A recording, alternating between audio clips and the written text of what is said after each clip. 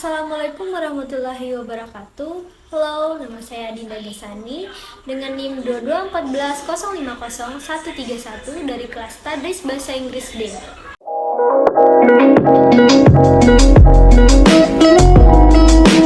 Baiklah, di video kali ini saya akan membahas materi mengenai deskripsi, esensi, dan urgensi demokrasi yang berdasarkan Pancasila. Yuk, simak selanjutnya. Kehidupan demokratis yang bagaimana yang kita kembangkan? Demokrasi itu selain memiliki sifat yang universal, yaitu diakui oleh seluruh bangsa yang beradab di seluruh dunia, juga memiliki sifat yang khas dari masing-masing negara. Sifat khas demokrasi di setiap negara biasanya tergantung ideologi masing-masing. Demokrasi kita pun selain memiliki sifat yang universal, juga memiliki sifat khas sesuai dengan budaya bangsa Indonesia yang berdasarkan Pancasila.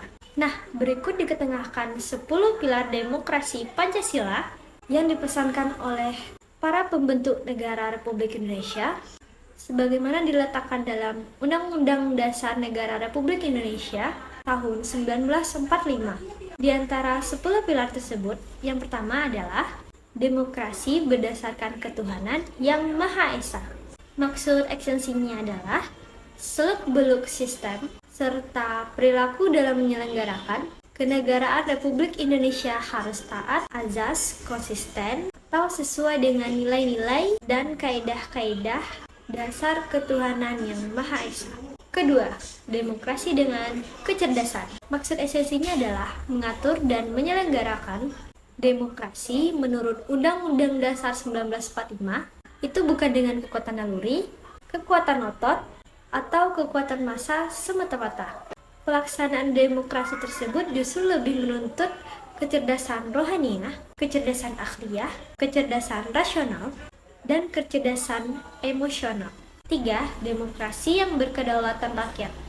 Kekuasaan tertinggi ada di tangan rakyat. Secara prinsip, rakyatlah yang memiliki atau memegang kedaulatan itu.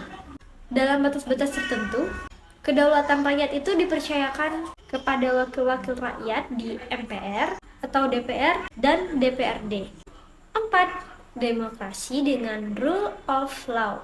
Maksud ekstensinya, kekuasaan negara Republik Indonesia itu harus mengandung, melindungi, serta mengembangkan kebenaran hukum atau legal truth, bukan demokrasi ugal-ugalan, demokrasi dagelan, atau demokrasi manipulatif.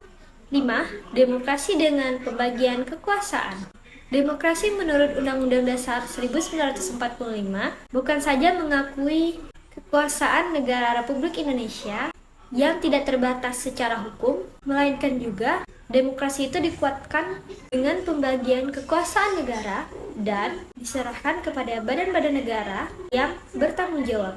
6. Demokrasi dengan hak asasi manusia. Demokrasi menurut Undang-Undang Dasar 1945 mengakui hak asasi manusia yang tujuannya bukan saja menghormati hak asasi tersebut, melainkan terlebih-lebih untuk meningkatkan martabat dan derajat manusia seutuhnya.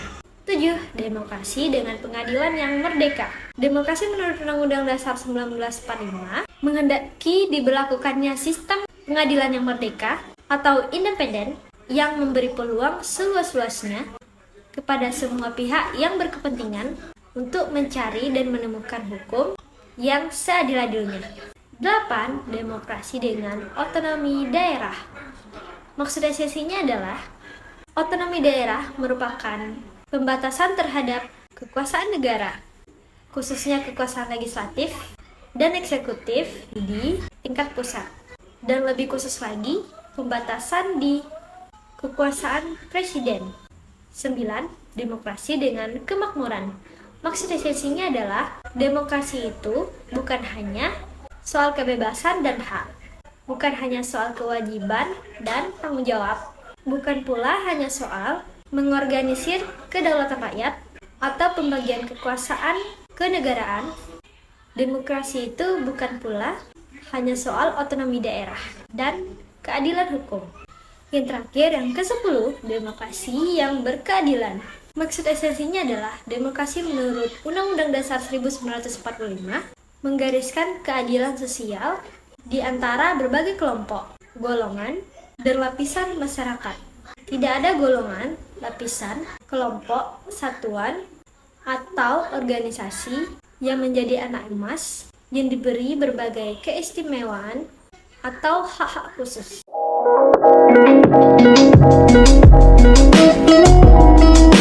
Baiklah, sekian materi yang bisa saya sampaikan mengenai deskripsi, urgensi, dan esensi demokrasi berdasarkan Pancasila. Apabila ada kesalahan dan kekurangan, mohon dimaafkan. Assalamualaikum warahmatullahi wabarakatuh. Bye-bye.